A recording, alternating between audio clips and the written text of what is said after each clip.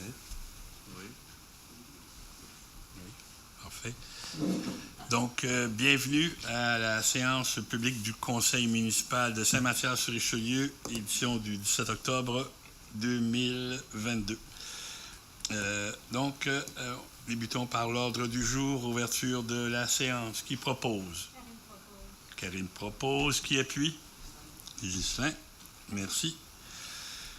Au point de présence des membres du Conseil, conseillères et conseillers sont toutes et tous présents, accompagnés du directeur général Philippe et la directrice générale adjointe Catherine. Voilà. 2.1, mot du maire. Bien que j'ai un conseiller qui m'a demandé d'être assez bref, je vais prendre un peu de temps pour souligner, en fait, peut-être plusieurs citoyens étaient présents hier, dimanche, le 15 octobre, dans le cadre de la semaine de la prévention des incendies, à l'occasion de la porte ouverte de notre caserne, accompagnée de nos pompiers avec des exercices, avec des jeux, autant pour les enfants, mais aussi pour sensibiliser les parents à l'importance de se prévenir contre les incendies possibles. Donc, j'y étais présent. Certains conseillers et conseillères étaient présents aussi. Donc, on a pu constater là, le succès. On me mentionnait que ça a été fréquenté à peu près aux alentours de 300 personnes durant la journée, jusqu'à 14 heures. Donc, voilà, je voulais souligner le succès de cette activité qui, si j'ai bien compris, est le retour après 2 ans. Évidemment, ça avait été interrompu là, par la pandémie. Donc, première chose. Deuxième chose, pour assurer les gens, le dossier de l'usine avance toujours. Vous avez peut-être peu de nouvelles aux séances publiques, mais sachez qu'à l'interne, ça avance auprès du gouvernement, auprès des ingénieurs qui sont en fonction. Donc, je vous rassure, l'usine, l'avancement, en fait, la mise à niveau de la station d'épuration avance toujours. Une autre donnée factuelle, malheureusement, et les gens qui nous regardent peut-être, qui se sentent concernés, sont interpellés par la décision du ministère du Transport du Québec de refuser d'abaisser la vitesse sur le tronçon, en fait, du pont juste au dépanneur Simone jusqu'à l'entrée ou à la sortie de la ville de Richelieu. C'est la limite de vitesse de 70 à 50. Malheureusement, le ministère a pour la 4e fois dit non. Et on va dévoiler pourquoi dans les prochaines semaines, dans les prochains jours, pourquoi, encore une fois, ils disent non. Mais sachez que, en ce qui me concerne, on va pas lâcher. En fait, on va réinsister sur cette importance du contrôle de vitesse sur ce tronçon. Donc voilà. Autre chose aussi, j'aimerais remercier, peut-être que les gens les plus informés sont au fait qu'il y a des soirées de consultation en lien avec notre révision de plan d'urbanisme. J'aimerais remercier les gens qui ont participé la semaine dernière. À peu près une dizaine de personnes étaient présentes et c'était fort instructif, autant pour eux, mais aussi pour nous, les élus, pour bien comprendre si nous étions, en fait, dans nos conceptions et dans nos opinions, si on était un peu décalé par rapport à une volonté ou à un constat que la population peut faire, en fait, pour sa propre municipalité, c'est-à-dire Saint-Mathias. Il y aura une deuxième soirée de consultation, toujours avec le même groupe, et par la suite, il y aura l'élaboration et le projet pour élaborer ce nouveau plan d'urbanisme. Voilà. Un plan d'urbanisme, une révision qui, pour nous, était nécessaire dans la mesure où nous-mêmes, membres du Conseil, on était conscients et témoins, en fait, de peut-être de certains établissements ou de construction où on était peut-être un peu mal à l'aise ou un peu contrarié dans la mesure où actuellement les règlements permettent certains écarts et le plan actuel d'urbanisme permet en fait une certaine latitude où on voudrait peut-être changer cette latitude-là. Je le résume de cette façon, parce que j'entends encore des gens qui disent « Comment ça, que c'est gros comme ça? Comment ça, telle chose? Comment ça, telle chose? » Parce que, je le rappelle aux gens, c'est permis de le faire. Donc, si c'est là, pas parce qu'on veut pas, c'est parce que c'est permis. Donc, la révision du plan d'urbanisme va faire en sorte, en tout cas c'est le désir qu'on a, d'encadrer davantage pour que ce soit plus harmonieux dans la municipalité et en fonction des quartiers et des lieux un peu répartis dans la municipalité et pour faire en sorte que ça soit en fait que ce soit vivable et que ça soit pas en fait dépareillé dans toute la municipalité. Donc, je tenais quand même à le dire pour bien mettre les choses au clair. Avant de terminer, avant de l'oublier même, j'aimerais en fait souligner le départ à la retraite qui a eu lieu vendredi dernier de Mme Sylvie Bruno, secrétaire réceptionniste au édifice municipal depuis de nombreuses années.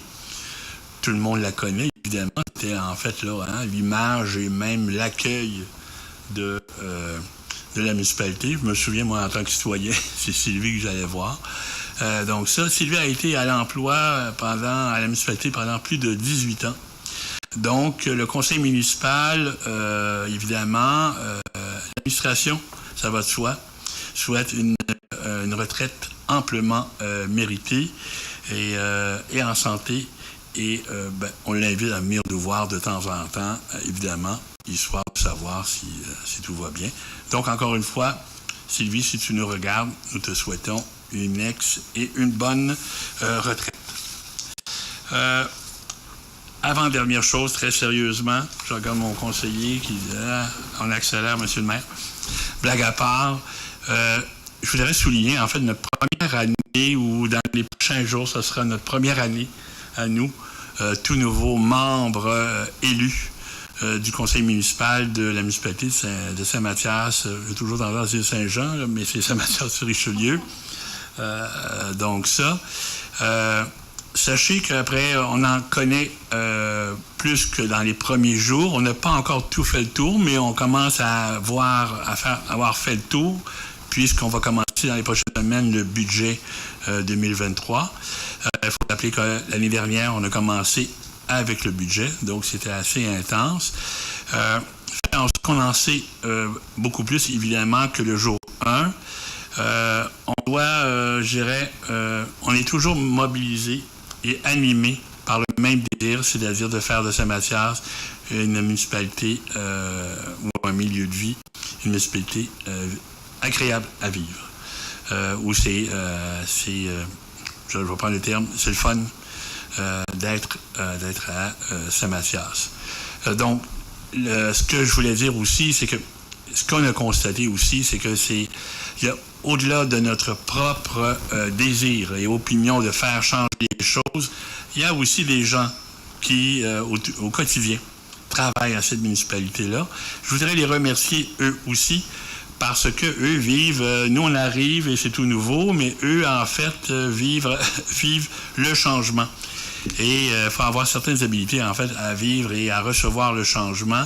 Et je voudrais les remercier parce que nous, novices et connaissant pas tout de ce que peut être une municipalité, en fait, les gens, et je pense à tout le monde, je pense évidemment à Philippe, je pense à Catherine, mais je pense aussi au col blanc, au col bleu, au service d'incendie, à tous les employés de la municipalité qui, ma foi, ont toujours été ouverts à nous accueillir, en fait, à nous parler, à nous expliquer qu'est-ce que peut être leur service, d'une part, mais qu'est-ce que peut être aussi la municipalité. Je voudrais, en cette première année, les remercier de leur accueil, évidemment. Donc, voilà, c'est dit. Et j'aimerais vous lire, enfin, comme dernier point, un mot d'un citoyen qui m'a envoyé ça via les réseaux sociaux et qui nous regarde possiblement ce soir. En tout cas, sa mère m'a permis de le mentionner et sa mère m'a dit que possiblement qu'il regarderait à sursis. Donc, voilà, je vous lis la lettre de ce citoyen. Bonjour, Monsieur le maire. je m'appelle Victor Caillé, j'ai 10 ans et je vis à Saint-Mathias. Avec ma famille, nous sommes en voyage et nous avons traversé le Canada. Nous avons arrêté dans plusieurs skateparks et j'ai remarqué qu'ils étaient de la même grandeur dans les petites et les grandes villes. J'aurais une proposition à vous faire. Ce serait de faire des nouveaux modules et d'agrandir le skatepark. Maintenant, ils sont tous faits en béton, comme celui de Richelieu.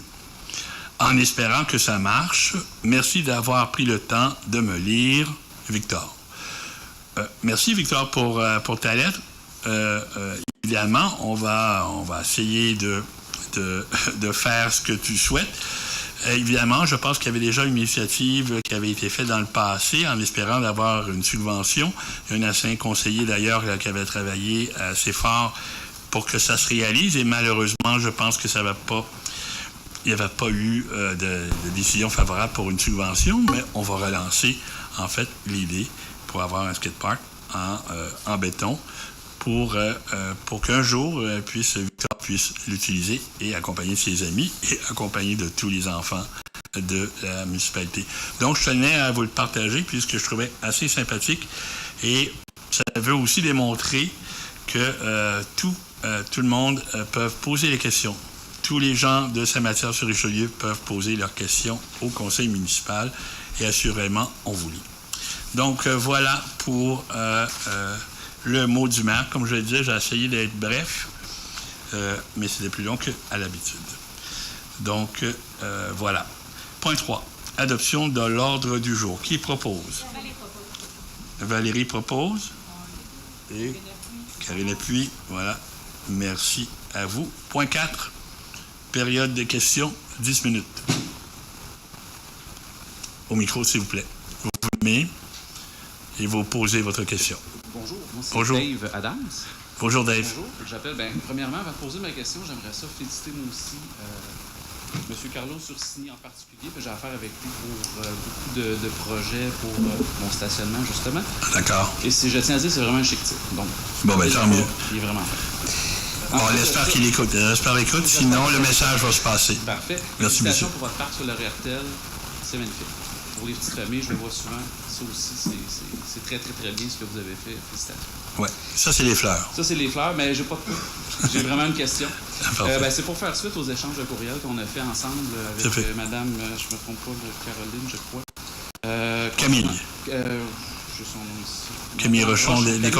Oui, Camille Rochon comme question. Exact. Moi, j'avais des questions concernant si on ne pourrait pas avoir un peu plus de flexibilité pour le stationnement de nuit. Je sais que j'avais apporté différentes pistes de solutions. On avait discuté de certaines choses qui étaient possibles, impossibles, compliquées ou non. J'avais fait des recherches avec les municipalités environnantes. Donc, il y a certaines municipalités qui ont beaucoup plus de flexibilité que Saint-Mathias. Des fois, des choses qui ne coûtent rien.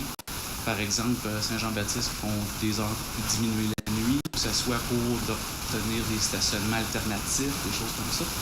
Donc, j'aimerais savoir, est-ce que vous avez un projet pilote de ce côté-là pour offrir aux gens des alertes qu'on puisse stationner la nuit, au moins ne pas se stationner quand il y a vraiment du déneigement, mais la majeure partie du temps, il n'y a pas de déneigement. Je sais que ça peut être compliqué, je sais que ça peut être coûteux ou non. Il y a différentes alternatives que vous avez écrites dans mes courriels. Je ne sais pas si vous avez eu l'intention d'étudier un peu plus en profondeur ces choses-là ou au minimum peut-être nous offrir des stationnements alternatifs, par exemple. Un exemple concret de la vie de tous les jours. Là, mon beau-père, 74 ans, il vient me voir en plein hiver. Il peut pas. Parce que lui, il ne peut pas conduire la nuit. Il ne peut pas laisser sa voiture nulle part à Saint-Mathias. Fait que la solution que je propose, c'est d'aller se stationner dans une rue à Richelieu, puis je vais le chercher parce que Richelieu le permet. Je ne sais pas, est-ce qu'il y a moyen peut-être d'étudier certaines choses, ne serait-ce que pour me donner un peu plus de flexibilité de ce côté-là? Oui et non. C'est-à-dire que non pour cette année. Par contre, comme je vous ai écrit dans le courriel, oui, on en a parlé amplement, justement par rapport à cette question-là, parce qu'il y a des gens ici qui vivent un peu la même situation. C'est-à-dire que là, la gestion des stationnements des autos dans un stationnement, je donne l'exemple, comment gérer 4 voitures d'une famille quand le stationnement en permet seulement 2 ou 2,5, supposons. Donc, on est très conscient de ça, sauf qu'on arrive comme un peu tard pour commencer à trouver des alternatives. Sur lequel on s'engage, c'est-à-dire que c'est comme la première année pour nous. la prochaine, on pense entre autres, vous avez évoqué les projets pilotes. On pourrait, pour un secteur précis, il y a des initiatives qu'on disait, qui étaient faites dans d'autres villes, un projet pilote d'avertissement ou quoi que ce soit, tout dépendant comment ça peut se traduire, un projet pilote dans un secteur très précis, où là, c'est peut-être plus sensible, d'une part. Parce qu'il y a ça à considérer, c'est-à-dire l'initiative elle-même, mais aussi nos façons de faire à l'interne. Ce que je comprends aussi, compte tenu de notre dimension, ça fait en sorte que ça rajoute un peu, et ça complexifie un peu les choses pour dire comment on met ça en application pour que ça soit efficace, autant pour vous les citoyens, mais aussi pour la municipalité. Il faut comprendre que la municipalité elle-même a ses propres frais, c'est-à-dire vous les citoyens, nous, les citoyens, payons pour ça, c'est-à-dire on fait notre propre déneigement. Ce qui fait en sorte que ce qu'on préfère et ce que je comprends, et là je paraphrase en fait, là, je présume du passé, c'est-à-dire que si les stationnements de nuit étaient interdits, pour favoriser en fait le déneigement des rues, parce que c'était la responsabilité de la municipalité. Très efficace d'ailleurs. Donc comparativement à bien d'autres endroits que j'ai vus, comme Carignan, par exemple. Exactement. On a un très, très bon stationnement, pas de stationnement, de déneigement de nuit, là, que je ne voudrais pas nuire à ça non plus. C'est pour ça que je posais la question, parce que, oui, c'est vrai que c'est peut-être complexe. En même temps, des fois, c'est peut-être juste dans la simplicité, c'est juste une simple page Facebook comme Capitaine des Neiges que vous avez envoyé, qui est probablement en combo avec autre chose, là, ou Summum à Richelieu. Ouais, puis ils ont peut-être des effectifs en arrière-plan. Ils ont d'autres effectifs. Mais comme gérer une page Facebook, de juste faire une annonce, ça a de l'air simple, ça l'est tout simple. Au moins d'évaluer en fait, c'est simple. C'est simple parce que, on l'évoquait, Camille, on pourrait le faire. Je prends un exemple. Sauf que là, c'est tout derrière. C'est-à-dire qui déneige. Parce que j'imagine que, supposons, nous, on fait une communication pour dire rentrez vos autos parce qu'on va déneiger, puis finalement, on déneige pas. Fait que là, les gens pourraient dire, pourquoi vous nous signifiez, vous avertissez de rentrer nos voitures quand vous allez déneiger, puis vous déneigez pas. Fait que là, je suis obligé de rentrer. Donc, moi, je le vois plus tout le temps comme une initiative citoyenne, dans le sens que moi, je m'attends toujours à ce qu'il y ait du déneigement. Tout à fait. Moi, je fonctionne plus. Ouais. Je me responsabilise, dans le sens que j'ai besoin, pour une occasion spéciale, de laisser une voiture dans la rue. Je me responsabilise en allant voir s'il y a une interdiction cette journée-là. S'il n'y en a pas, tant mieux. S'il y en a une, tant pis. À partir de là, s'il n'y en a pas de déneigement, si vous aviez annoncé qu'il y en a une puis qu'il n'y en a pas, non, c'est plus grave que ça. C'est ça. Ce que je veux dire, dans le fond, c'est que peut-être que pour cette année, il est peut-être trop tard. Je suis content de savoir que vous avez ça en tête. Ouais. La chose, peut-être à court terme, pour cette année, est-ce qu'au moins on pourrait avoir un stationnement alternatif, par exemple, comme à Marieville?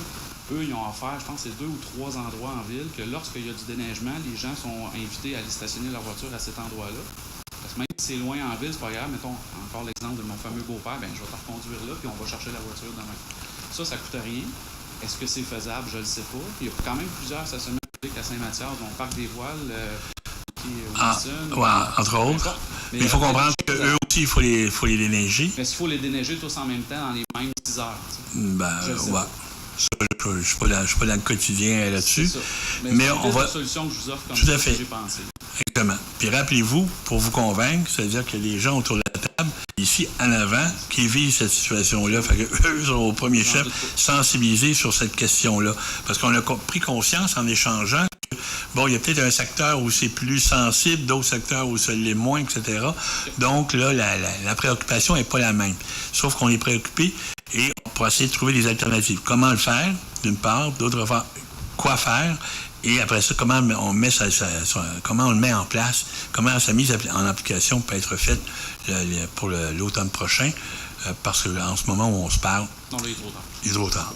Mais je retiens par exemple que je trouve, parce qu'on a discuté aussi de ça, c'est-à-dire du bon voisinage.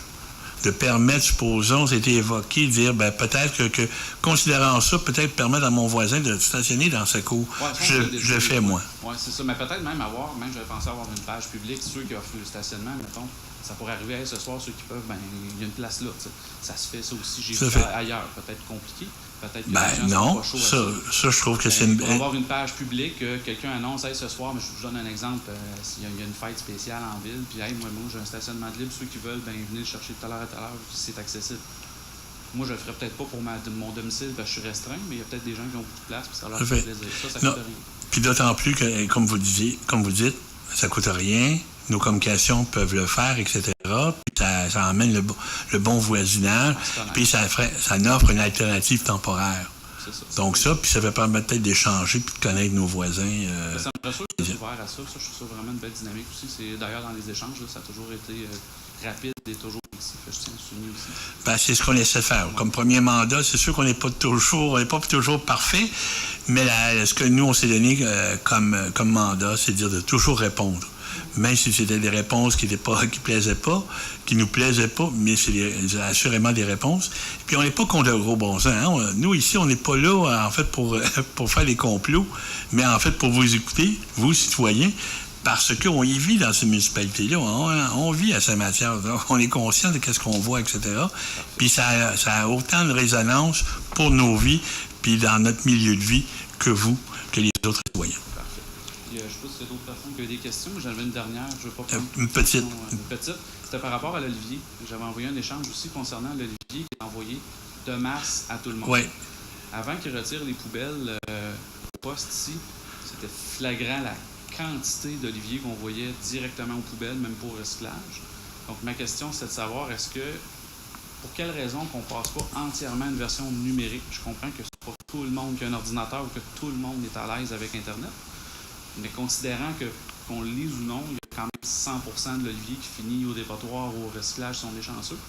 Est-ce qu'il y a une discussion qu'il y a eu à ce point-là? Parce que souvent, on regarde les vieilles habitudes, mais... Ça fait partie, en fait, d'une longue et grande réflexion sur la modification de nos modes de communication. Je le résume comme ça. L'Olivier en fait partie. Donc, de la façon électronique. Comme je dis, nous, on va essayer de réinstaurer, en fait, un système d'infolettres. Donc, les citoyens vont pouvoir donner leur courriel et systématiquement, on enverra des informations. Ça, c'est une chose. Donc, pour tranquillement, favoriser le plus grand nombre d'envois électroniques pour diminuer l'envoi papier. Mais il en restera quand même une portion. Donc, je ne sais pas si c'est à coût de 1000, ça mettons de 1000 publications papier, on réduit ça de moitié, ça serait déjà ça de fait, pour arriver éventuellement à 100%, éventuellement. Mais ça fait la révision du site web, entre autres, les modifications, des choses comme ça, le mode de communication en fait partie et l'Olivier en fait aussi partie, bien évidemment. Ça répond à ma question. D'accord, merci. Merci, bonne soirée. D'autres questions? Il vous reste... il ne reste plus de temps. Sérieusement, il y a une deuxième période de questions. Très sérieusement, je le dis, je faisais une blague. Là, Prenez pas ça au premier degré. Certains pourraient le faire. Donc, on poursuit. Merci de vos questions. Point 5, procès-verbaux. 5.1, adoption du procès-verbal de la séance ordinaire du Conseil tenu le 12 septembre 2022. Qui propose? Natacha, qui appuie? Pierre-Yves. Merci. 5.2, c'est un dépôt des procès-verbaux des assemblées des divers comités municipaux. Je pense entre autres à l'assemblée du CCU tenue le 29 août 2022. C'est un dépôt. 5.3, c'est également un dépôt de 2 procès-verbaux du Conseil des maires de la MRC de Rouville, pour les séances du 24 août et du 7 septembre.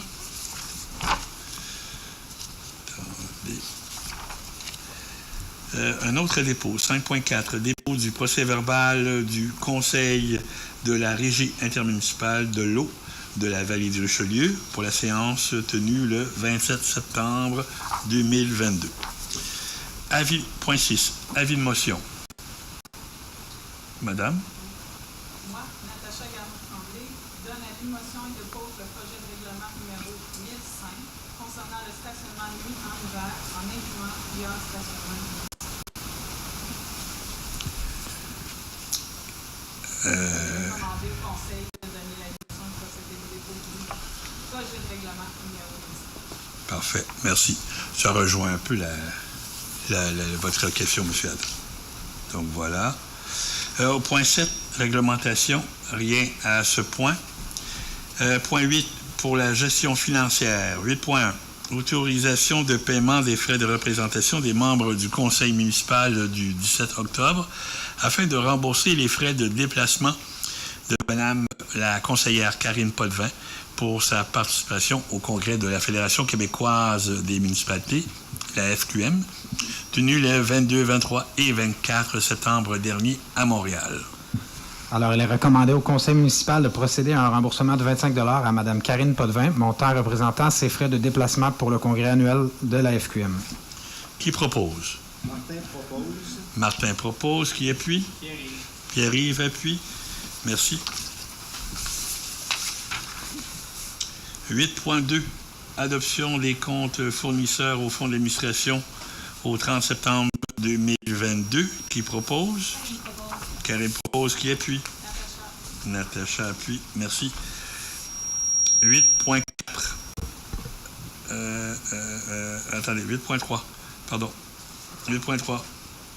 C'est ça, 8.3 des salaires. Adoption des salaires pour la période du 28 août au 24 septembre 2022. Qui propose? Valérie. Valérie propose. Qui appuie? Karine appuie. 8.4, c'est un dépôt de l'état d'activité de fonctionnement des fins fiscales au 30 septembre 2022. 8.5, adoption des dépenses autorisées au 30 septembre 2022. Qui propose? Ghislain propose. Qui appuie? Martin. Martin appuie. Merci. 8.6, dépôt du sommaire du rôle d'évaluation foncière pour l'exercice financier 2023. En fait, c'est pour le rôle d'une valeur imposable de 926 803 900 $ pour l'année 2023, comparativement à une valeur imposable de 642 100 $ pour l'année 2022. Il est recommandé au conseil municipal d'accepter le dépôt du rôle d'évaluation 2023 en vue de la future taxation. Donc, il n'y a pas de proposeur. Est-ce qu'il y a un proposeur? C'est un dépôt. C'est dépôt, parfait.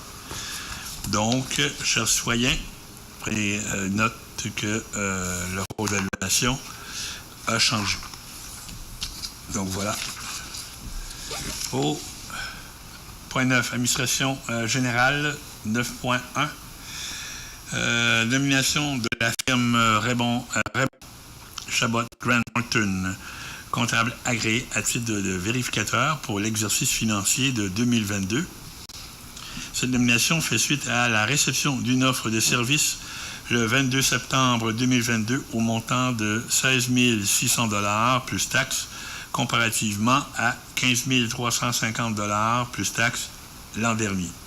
Il est recommandé au conseil municipal d'accepter l'offre de Raymond Chabot Grant Thornton et de mandater la dite firme à titre de vérificateur pour l'exercice financier 2022 de la municipalité. Qui propose? Natacha propose. Qui appuie? Valérie. Valérie appuie. Merci. 9.2. Office municipal d'habitation du bassin Chambly. Approbation des prévisions budgétaires révisées au 2 septembre 2022. Cette résolution fait suite aux modifications apportées en cours d'année. Il est recommandé au conseil municipal d'approuver les prévisions budgétaires révisées de l'OMH du bassin de Chambly au 2 septembre 2022. Qui propose? Martin propose. Martin propose. Qui appuie? Pierre-Yves. Pierre-Yves appuie. Merci. 9.3.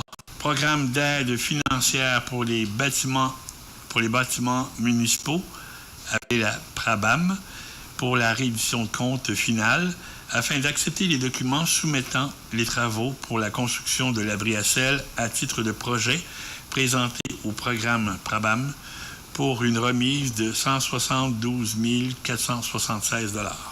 Il est recommandé au conseil municipal d'entériner et de confirmer la réalisation des travaux admissibles à la subvention PRABAM. Qui propose? Natacha propose. Qui appuie?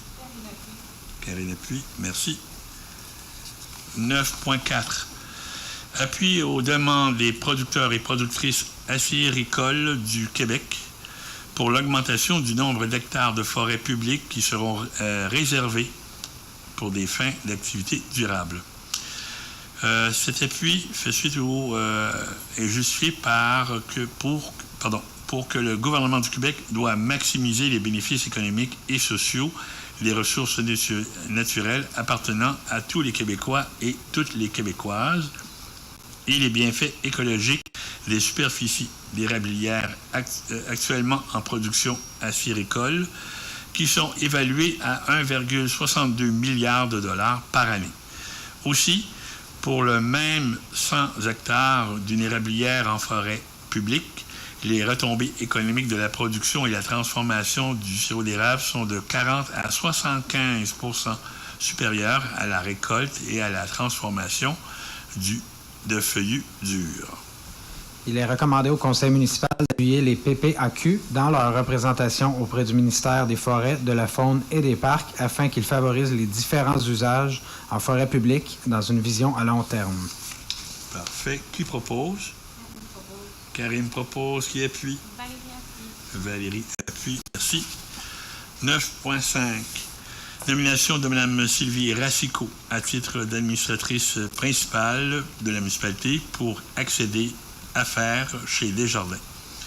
Cette nomination fait suite au départ à la retraite de Mme Monique Fortin. Il est donc nécessaire pour la municipalité de nommer une nouvelle administratrice. Alors, il est recommandé au conseil municipal de procéder à la nomination de Mme Sylvie Racicot à titre d'administratrice principale de la municipalité pour accéder affaires Desjardins. Qui propose? Natacha qui appuie. Karine appuie. Merci. 9.6. Autorisation de paiement à la compagnie Clôture des Patriotes, Inc. pour la facture numéro 114760-1 au montant de 14 330 $ plus taxes. Cette autorisation de paiement est pour la fourniture et l'installation de la clôture au parc de la Belle Époque. Il est recommandé au conseil municipal d'autoriser le paiement au montant de 16 475,92 taxes incluses à la compagnie Clôture des Patriotes, Inc., avec les fonds disponibles aux revenus reportés pour fin de parc, terrain de jeu et espaces naturels. Parfait. Qui propose? Justin propose. Qui appuie? Pierre-Yves appuie. Merci. 9.7. Autorisation de paiement à la compagnie Les Épandages Robert, Inc. pour la facture numéro 92 58 39 au montant de 11 255 032 sous plus taxes. Cette autorisation de paiement est pour la fourniture et l'installation de pays pour les nouveaux modules de jeu au parc de la Belle Époque. Il est recommandé au conseil municipal d'autoriser le paiement au montant de 12 940,81 taxes incluses à la compagnie Les Épandages Robert, Inc., avec les fonds disponibles aux revenus reportés pour fin de parc, terrain de jeu et espaces naturels. Parfait. Qui propose? Valérie propose. Valérie propose. Qui appuie? Martin appuie. Martin appuie. Merci. 9.8. Autorisation de paiement à la compagnie Rénovation Alexandre Léveillé pour les travaux de construction de l'abri de sel. Décompte progressif numéro 7 au montant de 15 000 $ plus taxes pour la remise de la retenue finale. Cette autorisation fait suite à la recommandation de M. Stéphane Barcelot, architecte et chargé de projet, procéder à la remise de la retenue finale à l'entrepreneur. Il est recommandé au conseil municipal d'autoriser le paiement du décompte progressif numéro 7 au montant de 17 246,25 taxes incluses présenté par la compagnie Rénovation Alexandre Léveillé, Inc., avec les sommes disponibles au surplus accumulé non affecté de la municipalité. Qui propose? Martin propose. Martin propose. Qui appuie? Justin appuie. Merci.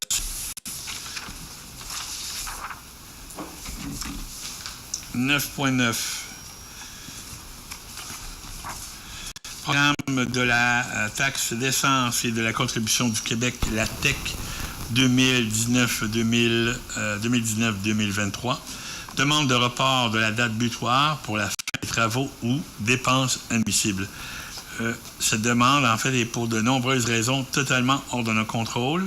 Pour de nombreuses raisons totalement hors de contrôle de la municipalité, les travaux et dépenses admissibles qui sont inscrits à la programmation TEC 2019-2023 de la municipalité pourraient ne pas être entièrement réalisés le 31 décembre 2023, date officielle de la fin du programme. Il est recommandé au conseil municipal de déposer officiellement une demande au ministère des Affaires municipales et de l'Habitation afin de prolonger d'1 an, soit jusqu'au 31 décembre 2024, le délai pour la réalisation des projets inscrits par la municipalité à sa programmation TEC 2019-2023. Parfait. Qui propose? Natacha propose. Qui appuie? Karine appuie. Merci. 9.10. Création d'un comité concernant l'accès à l'information et à la protection des renseignements personnels. Cette création de comité fait suite aux modifications apportées à la loi sur l'accès par la loi modernisant les dispositions législatives en matière de protection des renseignements personnels. Un comité devient maintenant obligatoire. Il est recommandé au conseil municipal d'autoriser la formation du comité sur l'accès à l'information et la protection des renseignements personnels conformément à l'article 8.1 de la loi sur l'accès, lequel sera composé de M. Philippe Gaudet et Mme Catherine Chartrand. Parfait. Qui propose? Pierre-Yves propose. Qui appuie? Natacha, merci. 9.11. Régie intermunicipale de l'eau de la vallée du Richelieu, approbation des prévisions budgétaires et de la quote-part de la municipalité pour l'année 2023. Cette approbation fait suite à la séance ordinaire du 27 septembre 2022. Le Conseil de la Régie intermunicipale de l'eau de la vallée du Richelieu a adopté les prévisions budgétaires pour l'année financière 2023. Ces prévisions budgétaires prévoient des dépenses d'exploitation de 3 923 400 $, des dépenses d'immobilisation de 2 6 000 $, des dépenses totales de 5 929 400 $. La participation financière de la municipalité pour l'exercice 2023 sera de 224 115 $ et 16 sous, comparativement à 222 317 et 48 pour l'année 2022. Il est recommandé au conseil municipal d'approuver les prévisions budgétaires 2023 de la REEVR et d'autoriser le paiement de la quote-part de la municipalité en 4 versements. Qui propose? Natacha propose. Qui appuie? Martin appuie. Martin appuie. Merci. Point 10 pour le point des travaux publics. 10.1. Prix du sel de déglaçage saison hivernale 2022-2023. Ce prix fait suite au prix demandé par voie d'invitation à 3 soumissionnaires. 2 soumissions ont été reçues. Le plus bas soumissionnaire est Compass Minerals Canada Corp. À 98,61 $ la tonne métrique livrée au garage municipal. L'an dernier, le coût était de 83,74 $ la tonne métrique. Il est recommandé au conseil municipal d'autoriser l'achat et le paiement du sel de déglaçage à la compagnie Compass Mineral Canada Corp. Pour la saison hivernale 2022-2023. Qui propose? Justin propose. Qui appuie? Martin appuie. Martin appuie. Merci. 10.2. Toujours dans le même esprit, prix de l'abrasif mélangé pour la saison hivernale 2022-2023. Ce prix fait suite au prix demandé par voie d'invitation à 2 soumissionnaires. Une seule soumission reçue, soit celle de Carrière Saint-Dominique, au coût de 40,71 $ la tonne métrique, livrée au garage municipal. Il est recommandé au conseil municipal d'autoriser l'achat et le paiement de l'abrasif mélangé à la compagnie Carrière Saint-Dominique Limitée pour la saison hivernale 2022-2023. Qui propose? Martin propose. Martin propose. Justin.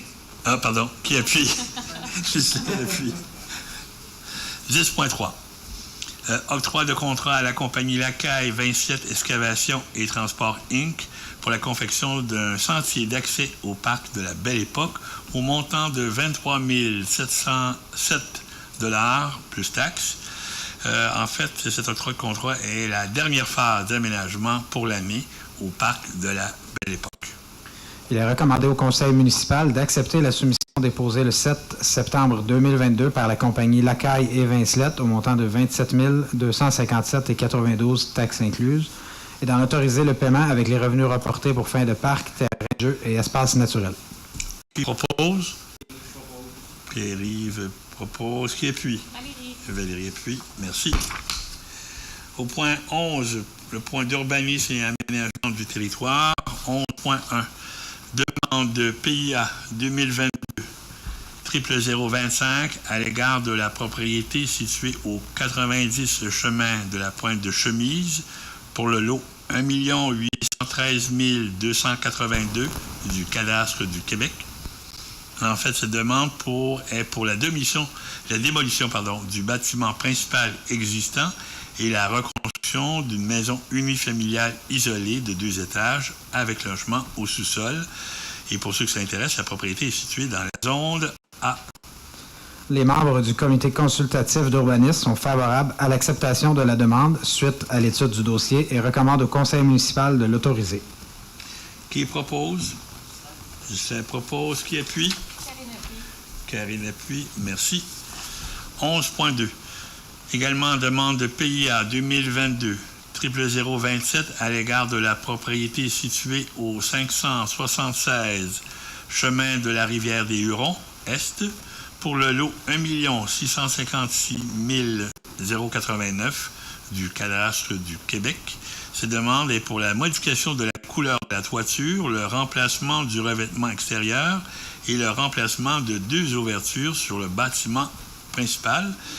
La propriété est située dans la zone A10. Les membres du comité consultatif d'urbanisme sont favorables à l'acceptation de la demande suite à l'étude du dossier et recommandent au conseil municipal de l'autoriser. Parfait. Qui propose? Valérie. Qui appuie? Pierre-Yves appuie. Merci. 11.3. Demande de PIA 2022 00028 à l'égard de la propriété située au 490 chemin des Trembles pour le lot 1 657 358 du cadastre du Québec pour la construction d'un garage détaché en coarrière de la résidence et la propriété est située dans la zone A9. Les membres du comité consultatif d'urbanisme sont favorables à l'acceptation de la demande suite à l'étude du dossier et recommandent au conseil municipal de l'autoriser. Qui propose? Karine propose. Karine propose. Qui appuie? Natacha appuie. Merci. 11.4. Demande de modification numéro 2022 00026 du règlement de zonage 947 à l'égard des lots 1 656 880 pour le lot 1 656 889 et le lot 1 656 890 pour les lots projetés 6 481 310 et le lot projeté 6 481 311 du cadastre du Québec. Cette demande visant à modifier la largeur minimale d'un lot à des fins agricoles dans la grille de zonage SAD-28 du règlement de zonage numéro 947. Avec l'appui des membres du comité consultatif d'urbanisme suite à son étude du dossier, il est recommandé au conseil municipal de mandater le service de l'urbanisme de lui soumettre un projet de règlement modifiant le règlement de zonage 947 de la municipalité. Parfait. Qui propose? Justin propose. Qui appuie? Martin appuie. Martin appuie. Merci. Point 12 pour les loisirs, culture et famille. 12.1. Demande d'aide financière du Centre d'entraide familiale Le Grain de Sel au montant de 100 $. Cette demande est reçue de l'organisme en septembre dernier dans le but de poursuivre leurs activités auprès des familles qui fréquentent le Centre d'entraide familiale, lequel a d'ailleurs observé en juillet dernier une augmentation exceptionnelle de 63 % par rapport à l'an dernier. Il est recommandé au conseil municipal d'octroyer une aide financière au montant de 100 $ au Centre d'entraide familiale Le Grain de Sel. Qui propose? Valérie propose. Je vais appuyer. Pierre-Yves propose? Valérie appuie? Parfait. Merci. Point 13, protection contre les incendies. Le point est vide. Au point 14, service policier, rien à cet item. Point 15, parole aux conseillères et conseillers. je voulais juste faire tout. Il y a une activité qui s'en vient le 29 octobre, ici même à la salle Pauline Casavant pour les enfants. Le retour des danses sous la thématique de l'Halloween et suivi de l'Halloween le 31 octobre qui aura lieu partout dans la municipalité. On demande d'être prudent. Soyez conscients qu'il va y avoir plein de petits enfants qui vont se promener partout. On est vigilants, on est prudents, on se met des lumières pour ceux-là qui marchent et pour les automobilistes au ralenti. Puis vous passez à la caserne voir la maison hantée. Voilà. Tout à fait. D'autres interventions? Ça complète? Parfait. Bien, merci. Effectivement, oui, d'être très prudent. Le 31, je me souviens que l'année dernière, il pleuvait à bord debout et la visibilité n'était pas très bonne. Donc voilà. Point 16, seconde période de questions. Monsieur, votre nom et votre question. Bonjour, Patrick Saint-Don. Ma petite question, c'est le point 8.6, dépôt du sommaire de rôle d'évaluation. On avait dit combien maintenant l'évaluation totale? C'est 9 millions? Près d'un milliard. 100 millions? Près d'un milliard. On a passé de 600 à 900. Près de 700, je dirais, là, je vais de mémoire, près de 700 à 1 milliard. OK. Mais on sait que notre taxation est en fonction de notre rôle d'évaluation. Oui. J'espère que vous allez faire très attention. Quand même, il y a beaucoup de gens dans la municipalité qui sont retraités, qui sont rentiers. Les rentes, eux, n'augmentent pas. Puis d'augmenter les taxes municipales, ça va réellement avoir un effet sur ces gens-là. Donc, vous êtes en train de faire le budget. Aiguisez les crayons, puis s'il vous plaît, pensez fortement aux citoyens. Tout à fait. Parce que tout augmente. On l'a vu avec le prix du sel, là, quasiment 10 d'augmentation pour le prix du sel. Mais il va falloir faire des petits miracles à l'interne. Parce que, je suis content de votre question, parce que spontanément, les gens pourraient dire « Ah, ben la municipalité ou une ville pourrait avoir plus de revenus. » Dans les faits, oui, ce qu'on comprend, mais en fait, c'est parce que le fardeau, il va être reporté sur les citoyens et, M. Saint-Don, nous aussi, on vit à Saint-Mathias. Donc, si on prenait une décision pour dire on augmente, etc., parce qu'on va avoir plus de moyens pour faire des projets, c'est une chose, mais il y a la capacité, comme vous le disiez, de payer. Oui, on pense aux rentiers. Ça, j'en connais des amis qui sont très touchés par ça, c'est-à-dire que leur fonds de pension n'augmente pas et leur pouvoir d'achat diminue avec les années. Donc, ça, c'est une problématique, mais aussi notre capacité de payer aussi de nos familles. On pense aux rentiers, mais on pense aussi aux plus jeunes qui, eux aussi, ont une famille et des fois, peut-être des difficultés à joindre les deux bouts. Donc, ça, soyez assurés que, oui, on va travailler fort. Peut-être pas aiguiser le crayon, mais mettre beaucoup d'encre dans notre stylo. Parfait. Un petit commentaire aussi, ce serait le fun d'avoir les chiffres, disons, à 8.6, avoir les chiffres. Ça m'arrive un peu parce que j'ai passé la moitié de l'Assemblée à me demander c'était-tu 900 millions ou j'étais plus ou moins sûr des chiffres. Donc, ce serait bien d'avoir un petit peu plus de détails là-dedans. OK, parfait. Merci. Très bonne note. Merci. D'autres questions? Une autre? Bon, allez-y. Allez-y. Très, très court, parce que j'ai un parent qui doit aller chercher son enfant. Alors, OK, il n'a pas commencé encore. Moi, c'était juste par rapport à la rivière. J'ai commencé le paddleboard il y a quelques années. Je me demande, est-il vraiment baignable? Parce que si je me rappelle bien que Cova-Bar, c'était comme pas certain les tests qu'il avait fait. Donc, est-ce que c'est sécuritaire pour la baignade ou du moins paddleboard? On a les pieds qui trempent dans l'eau. Fait que j'hésite même, moi, à y aller. Est-ce que vous avez eu des nouvelles de ça? Concrètement, je ne pourrais pas vous le dire. J'ai pas de données. Moi, je connais pas de données. Peut-être qu'à la municipalité, ils en ont, mais j'ai pas de données comme quoi, pour la portion, en fait, de Saint-Mathias, si c'est baignable ou pas, je pourrais pas le dire. J'ai vu les communications initiatives, en fait, qui ont été faites à Saint-Hilaire, dans lesquelles ils se sont baignés un peu comme à Montréal, c'est-à-dire sauter du quai. Faudrait voir si c'est possible. Peut-être demander à Cova-Bar, dire est-ce que c'est baignable, pour le voir, etc. Peut-être au Parc des Voiles, je suis pas sûr. Peut-être, je sais pas. Je suis pas un spécialiste. Je sais qu'il y avait beaucoup de surverses une certaine année. Là. Il y avait comme 2500 surverses dans tout le Richelieu. Je sais qu'à Saint-Mathias, on était à 6 ou 7. Okay. On a encore des surverses à Saint-Mathias suite à notre système d'égout. Ça existe encore? Ça? Un peu, hein? Il y en a moins, mais ça peut encore arriver. C'est juste en temps de pluie, par exemple, quand il y a beaucoup de pluie. Intense. Ça peut encore arriver. Donc, vous vous parlez de rénovation du système d'aqueduc, c'est toujours dans le but d'éliminer Ben, tout à le fait. plus possible. Oui, exactement. Donc, pour le côté baignade de la chose, ce serait plus le cove à bord qui pourrait nous répondre. C'est plus le Cove-à-Bord qui pourrait répondre si lui il tient en fait une statistique de la qualité de l'eau là, de la rivière dans la portion de Saint-Mathieu. Si on peut aller se baigner. Parfait. Ça fait. Je vous remercie. Merci à vous. D'autres questions? Non? 3, 2, 1. Parfait. Merci beaucoup. Qui propose la clôture de l'Assemblée? Justin propose. Qui appuie? Karine.